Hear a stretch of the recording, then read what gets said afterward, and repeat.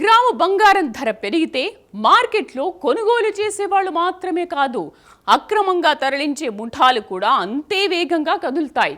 చట్టం ఎంత కఠినంగా మారుతుందో స్మగ్లర్ల పద్ధతులు కూడా అంతే కొత్తగా మారుతున్నాయి. బంగారాన్ని నగల రూపంలో కాదు, బిస్కెట్ల రూపంలో కాదు, పేస్ట్గా మార్చి శరీరానికి అంటించి దేశంలోకి తీసుకురావాలనే ప్రయత్నం. ఒక సాధారణ దంపతుల్లా కనిపించిన ఇద్దరు ప్రయాణికుల ప్రయాణం విమానాశ్రయంలో అనుమానంతో మొదలై కోట్ల రూపాయల స్మగ్లింగ్ కథగా ఎలా మారింది? అసలు ఆ పేస్ట్ వెనుక ప్లాన్ ఏంటి? అంత రిస్క్ తీసుకునేలా చేసిన కారణం ఏంటి? Let's watch.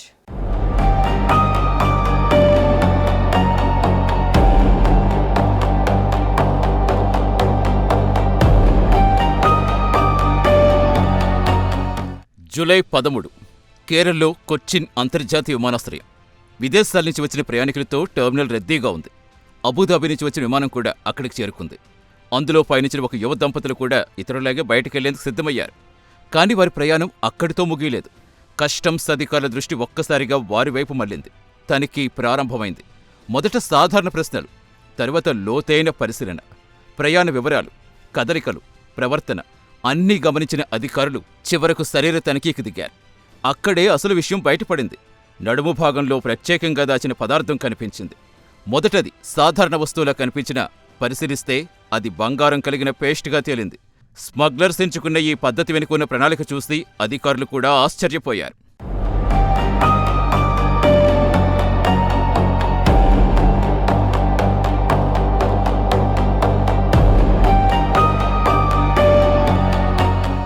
బంగారాన్ని పేస్ట్గా మార్చడం కొత్త విషయమేం కాదు. కానీ ప్రతిసారి దాన్ని దాచే విధానం మారుతూనే ఉంటుంది. కొన్నిసార్లు దుస్తుల్లో, మరికొన్నిసార్లు ఎలక్ట్రానిక్ వస్తువుల్లో, ఇంకొన్నిసార్లు శరీరానికి అమర్చుకుని తీసుకెళ్లే ప్రయత్నాలు జరుగుతూ ఉంటాయి. కారణం ఒక్కటే, సాధారణ స్కానింగ్తో గుర్తించకుండా తప్పించుకోవడం. కానీ టెక్నాలజీతో పాటు అధికారుల అనుభవం కూడా పెరగడంతో చాలా ప్రయత్నాలు మధ్యలోనే భగ్నమవుతున్నాయి. ఈ కేసులో స్వాధీనమైన బంగారం విలువ దాదాపుగా 2 కోట్ల రూపాయలు. బరువు కూడా తక్కువేం కాదు. 1353.92 గ్రాముల 24 క్యారెట్స్ బంగారం కలిగిన బంగారం పేస్ట్ స్వాధీనం చేసుకున్నారు అధికారులు.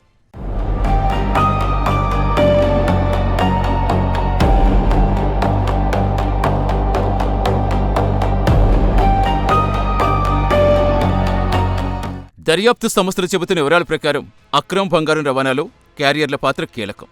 కొందరికి భారీ పారితోషికం ఆశ చూపిస్తారు. మరికొందరికి అప్పుల నుంచి బయటపడే మార్గం లేదు కనిపిస్తుంది. ఇంకొందరు పూర్తి వివరాలు తెలియకుండానే సరుకు తీసుకెళ్లే పరిస్థితి ఉంటుంది. అందుకే ఒక్క అరెస్టుతో కథ ముగియదు.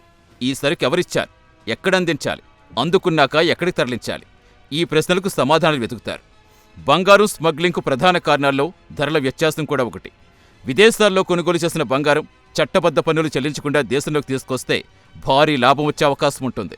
అదే ఆస్తో నెట్వర్క్లు ఏర్పడతాయి. అందుకే విమానాశ్రయాలు ఈ తరహా అక్రమ రవాణాకు ప్రధాన కేంద్రాలుగా మారుతున్నాయి. ఒక మార్గం మూసుకుంటే మరో మార్గం వెతికే ప్రయత్నాలు జరుగుతూనే ఉంటాయి.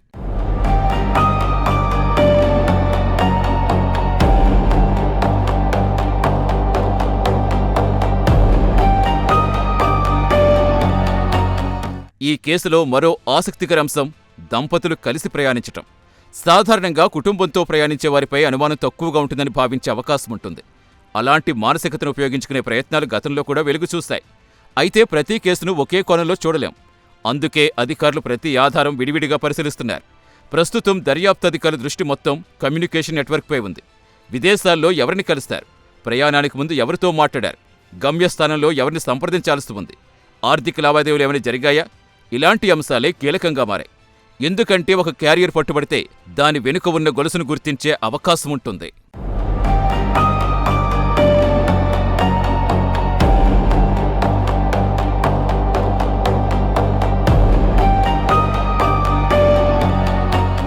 బంగారం విలువ పెరుగుతున్న కొద్దీ దాన్ని అక్రమంగా తరలించే మార్గాలు కూడా మరింత కొత్త రూపం దాల్చుతున్నాయి.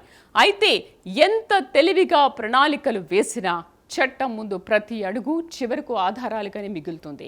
కొచ్చిన్ అంతర్జాతీయ విమానాశ్రయంలో వెలుగులోకి వచ్చిన ఈ ఘటన కూడా అప్రమత్తమైన అధికారుల నిఘా ఎంత కీలకమో మరోసారి చాటి చెప్పింది.